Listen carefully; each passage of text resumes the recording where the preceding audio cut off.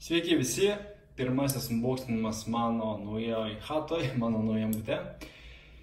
Ir šiandien kai ką nusipirkau. Aš tą daiktą turiu, bet kitokio stiliaus. Aš nusipirkau dėl dviejų dalykų.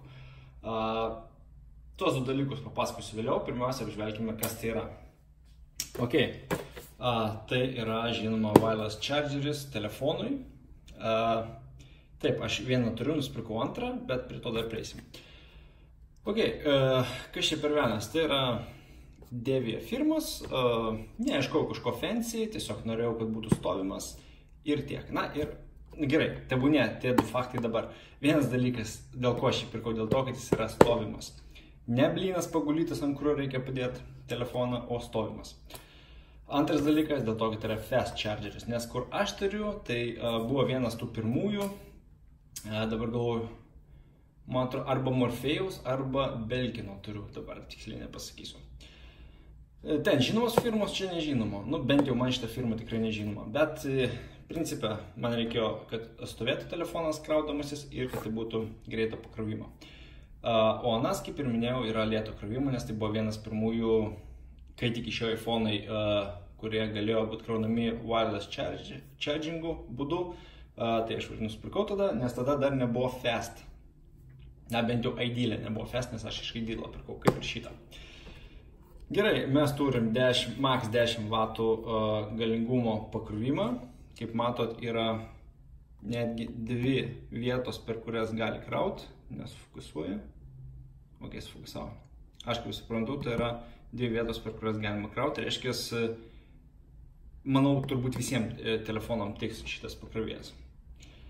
Ok, šone mes nieko įdomaus neturim, gale mes turim, tai yra vienam šone nieko įdomaus neturim, kitam šone turim langelį plastikinį, pro kurį matosi pats device'as, viršoje pačioje nieko, tiesiog pavadinimas ir, kur aš čia mačiau, galinį daly, o gal čia priekinė, net kainos nenuėmiau, tiek jau tam tebūnė kaina tik būna, ir čia mes matome iPhone 10, kuris kraunasi.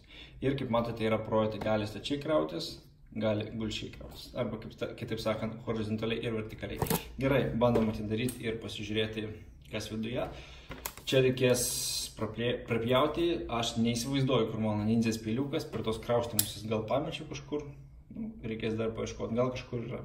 Tai aš panaudosiu štai tokį dalyką ir jo dėka prapjausiu. Aštrus daiktas, su juo reikia atsargiai, didelis ir aštrus, pavojinga. Ok, atidarom dėžutę, įpakavimo aš ir nesitikiu kažko labai fancy, nes tai yra tiesiog cheap daiktas, kaip matėt, 35 eurų tiktais.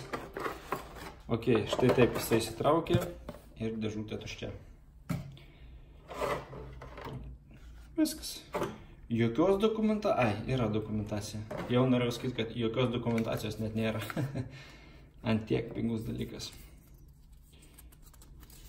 Na, pažiūrėkim. Nu, bent jau yra angliškai parašyta, ne? Bent jau pliusas toks. LED indikatorius yra. Kažkaip aš apžvalgas, kai žiūrėjau internete, tai nemačiau, kad būtų. Bet jeigu yra, tai labai gerai. LED indikator, trečių pažymėtas. Čia kažkur apačioje bus.